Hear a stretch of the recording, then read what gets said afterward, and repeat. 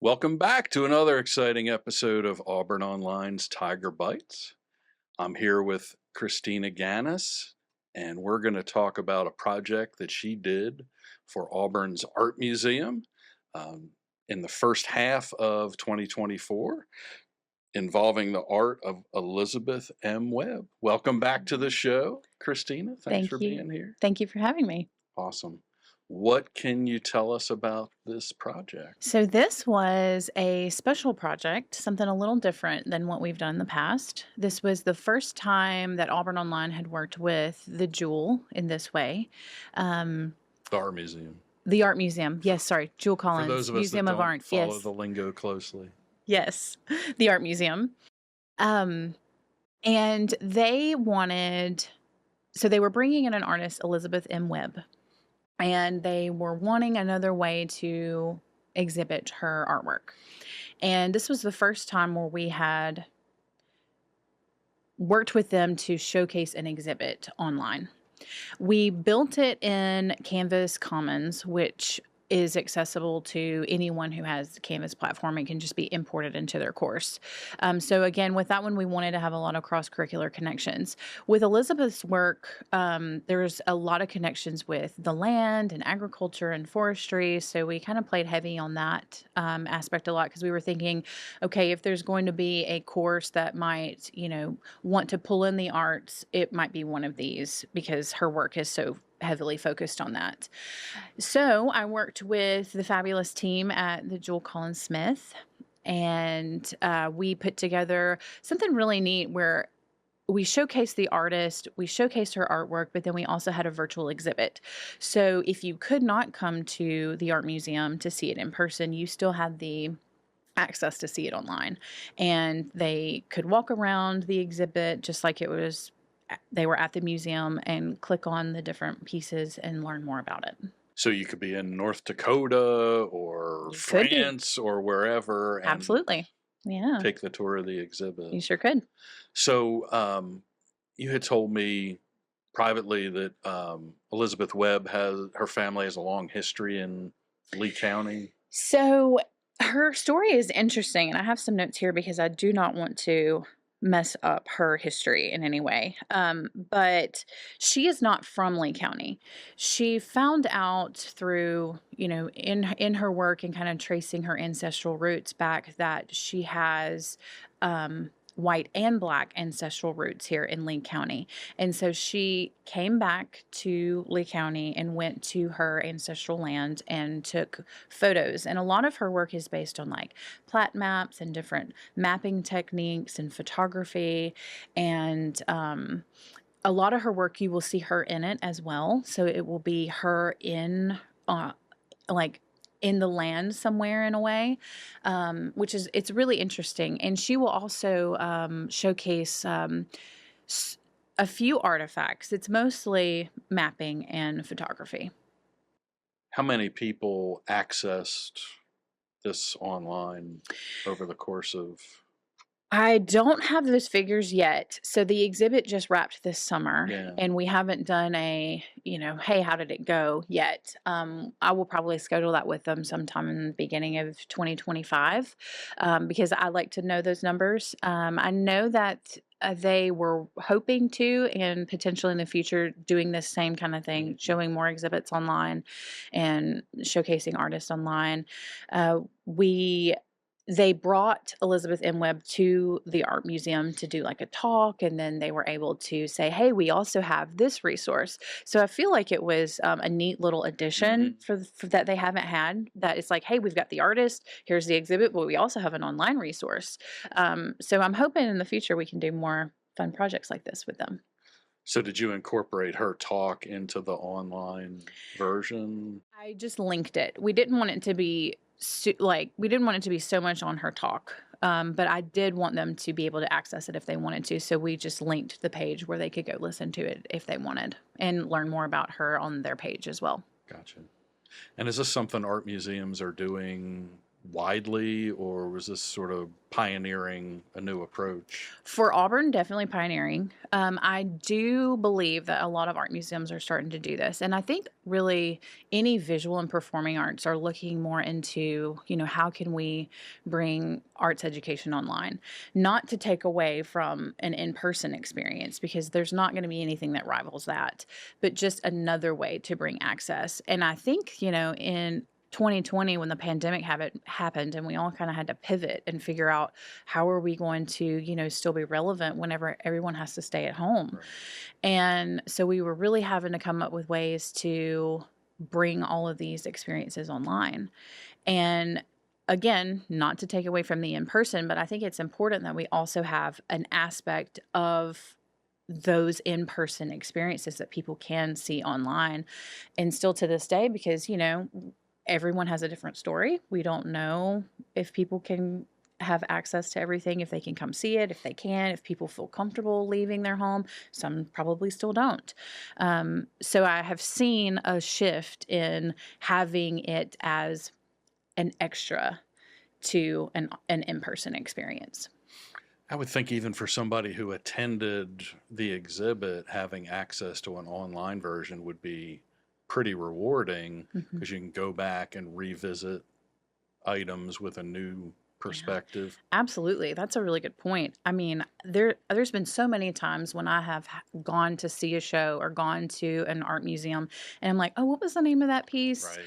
Or, that one really connected with me and I don't remember a whole lot or everything. And it would be nice to have something where I could go back and see it again or, show a friend or, talk about, "Hey, this one really meant something special to me and now Hmm. I can see it again." Well, I was thinking about the movie experience. You go to the Absolutely. movies, there's, big visual, boom, in front of you with a Right. huge screen. But then when it comes out on video on Netflix or Prime or wherever, and you can watch it in the comfort of your own home, pause it if you Right. want to, it kind of adds another dimension to the experience. Definitely. So the next thing on the list that we wanted to ask about was the project you're working on for the state of Alabama Mhm. involving workforce development, connecting individuals with jobs. Yeah, so that's a different shift from the arts, but still similar in a lot of ways. There's a really fun and interesting project I'm working on right now called the Alabama Talent Triad. And it is an initiative with the governor's office in Alabama. And it's an online platform where high school students, community college students, 4 year college students, professional workers can go and have resources to learn more about jobs, to find a job, to access different resources like scholarships or apprenticeships or internships. It's just kind of like it's not so much a LinkedIn for Alabama, but kind Mhm. of, if you want to think of it in that way. There's ways to search in there. There's ways to add in your own credentials. So a lot of the things that we learn in a job is experience based. We might have a degree, we might have a certificate, but we learn a lot by actually having hands-on experience. So this platform, you can add in self-attested credentials Mm. and talk about, hey, I was a manager for this many years and these are the skills that I attained while I did that. Those aren't sometimes reflected in a degree or certificate, even though they're implied, but this way you can actually say I have inventory management skills or I have financial planning skills or whatever it is. You can put those on your kind of virtual resume. And from there, they can be matched with jobs. They can see what employers are hiring for, maybe like their certain skill set. So it's just an interesting and neat little platform that's going to be available for the people of Alabama. And is this funded by a grant from the state, or who's paying for this? The governor's office is paying for it. I don't know if there's a grant or Mm. not. I'm not on that part of it. What we are doing at Auburn Online is we are building out the tutorial on Mm. how to use the platform, so that users or high school students or whomever wants to use it can go look through our tutorials. It gives them a how-to step by step, and they can also earn like little mini badges Mhm. for their LinkedIn profiles or wherever they want to put those. And there's a total of 7 of those, I believe, that they can earn as they go through the program that we're developing. Can people record videos of themselves explaining their background or their credentials, or is that not part of this? That's not part of it, but I would think, they can go in there and create a resume, so I would Mhm. think that they could include that in their personal information, like, maybe in their bio section, Right. Go to if this link. right, Yeah. that they could then have it included in that kinda way. Such a challenge these days finding employees that are skilled and are a good fit for the job. So it just seems like a platform like this that's bringing jobs and people together can be just, incredibly valuable, not just for the people involved, but for the economy. Yes, I love that Alabama is giving back to Alabama in this way. I think it's really important that there's so many talented people here in Alabama on every single level and every single job and field and subject, and so we want to keep people in Alabama. Sure. And I think that this is a good way to do that. It's a really great first step, showing that um, Alabama is invested and wanting to put back into the people of Mhm. Alabama. Do you know if there's other states doing similar sorts of I platforms? believe there is. I can't think of one off the top of my head, but I want to say that there's a few other states Mhm. that have like a talent triad, the online platform that Alabama is also coming up with. Nice. You see other applications for this kind of platform, like high school students and For universities? sure, for certain. So in our development, we came up with different personas for each one of the different like badge information that you can earn. And one of them is a high school student, and it's Mm, talking about how, in this case, the high school student is a she, and she is using it to know where she wants to go with her college career. Like, okay, so if do I need this certificate program? Do I need to go to a 4 year? And it kind of helps them in a way navigate that. Just showing a little bit better about like what employers could potentially be looking for, and like these are the skills that you need to get this job if this is the one that you're wanting. I think the common element between these two very, very different projects is that you get the opportunity to help people, especially people outside the university. So I would imagine it's very personally gratifying to work on this kind of project. It is. Most of my background is in engagement and within the performing arts, but definitely engaging people, regardless of the arts or non arts. And it's very inspiring to see, the value that these different companies and governments and um, centers are wanting to put on these things that I find near and dear and very important to me. Um, of course, we want everyone to feel welcome and included in that. And so I feel like these projects, the ones that we've mentioned today, and then a few others that I'm working on, are are doing that. They're, including people. They're wanting people to have the knowledge because we're not trying to hold it all and keep it all to ourselves.